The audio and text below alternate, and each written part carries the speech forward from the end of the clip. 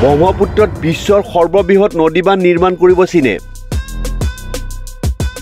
নামচা verb পৰ্বতৰ তলত ৬টাকৈ সুৰংগ খান্দি ২০ কিলোমিটাৰ পৰ্যন্ত বুৱাই অনা হ'ব ব্ৰহ্মপুত্ৰৰ আধা পানী।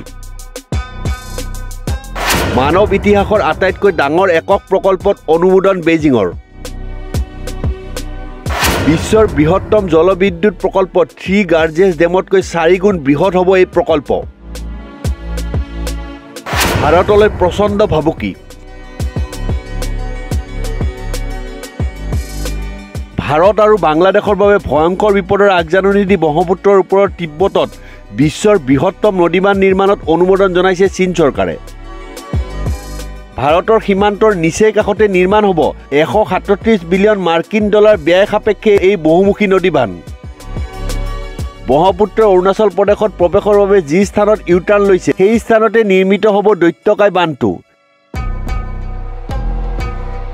হংকঙৰ পৰা প্ৰকাশিত দ্য ছাউথ চাইনা মৰ্ণিং পোষ্টে চৰকাৰী বাতৰি প্ৰতিষ্ঠান জিনহুৱাৰ উদ্ধৃতি দি এই বাতৰি প্ৰকাশ কৰিছে। মানৱ ইতিহাসত এই প্ৰকল্পটোৱে হ'ব আটাইতকৈ একক বৃহৎ প্ৰকল্প। প্ৰকল্পটোত এবছৰত উৎপাদন হ'ব ৩০০ বিলিয়ন কিলোৱাট প্ৰতি ঘণ্টাত বিদ্যুৎ। এয়া হ'ব বিশ্বৰ নতুন অভিলেখ।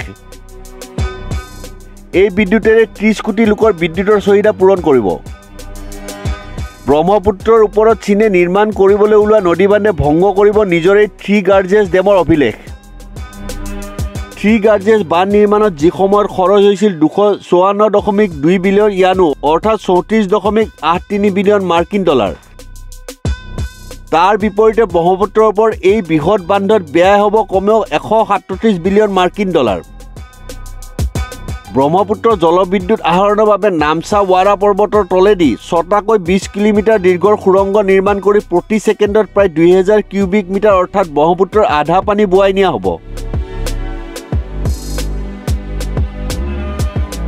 তিব্বতত ব্ৰহ্মপুত্ৰৰ ওপৰত নদীবান্ধ নিৰ্মাণৰ দায়িত্বত থকা ৰাষ্ট্ৰায়ত্ত পাৱাৰ কনষ্ট্ৰাকশ্যন কৰ্পোৰেশ্যন অৱ চাইনাৰ তৰফৰ পৰা কোৱা হৈছে যে এই জলবিদ্যুৎ প্ৰকল্পই কাৰ্বন শূন্য উন্নয়ন সম্ভৱেই নহয়, সমগ্ৰ এলেকাটোত সৌৰশক্তি আৰু বায়ু শক্তি উৎপাদনতো সহায় কৰিব। প্ৰকল্পটো সম্পূৰ্ণ হৈ উঠিলে বিদ্যুতৰ আন্তঃগাঁথনি জল সংৰক্ষণ আৰু পৰিবহণত বিপ্লৱ আনিব। অৱশ্যে এই প্ৰকল্প নিৰ্মাণ হ'ব চীনা অভিযন্তাসকলৰ বাবে এক বৃহৎ প্ৰত্যাহ্বান, কিয়নো বিশ্বৰ আটাইতকৈ ভূঁইকঁপপ্ৰৱণ এলেকাত নিৰ্মাণ হ'ব লগা এই প্ৰকল্পত ল'ব লাগিব ব্যাপক সাৱধানতা। চীনে এই প্ৰকল্পটোৰ দ্বাৰা ভটিয়নী এলেকাৰ ভাৰত আৰু চীন ক্ষতিগ্ৰস্ত নহয় বুলি দাবী কৰিছে যদিও দেশ দুখনৰ পাৰিপাৰ্শ্বিক আৰু ভৌগোলিক অস্তিত্বৰ প্ৰতি ভাবুকি কঢ়িয়াই আনিব। বছৰটোৰ অধিক কাল ব্ৰহ্মপুত্ৰ শুকাই যোৱাৰ বাবে ব্ৰহ্মপুত্ৰ অৱবাহিকাৰ বৃহৎ এলেকাত দেখা যাব জলসংকট। বিঘ্নিত হ'ব জলজ প্ৰাণীৰ জীৱন। নতুন ক্ষমতাধাৰ ৰাষ্ট্ৰৰ চীনৰ এই অভিলাষী নদীবান্ধ প্ৰকল্পৰ বিৰুদ্ধে ভাৰত আৰু বাংলাদেশে কি স্থিতি গ্ৰহণ কৰে সেয়া সময়ত হ'ব লক্ষণীয়। News desk report, news 13।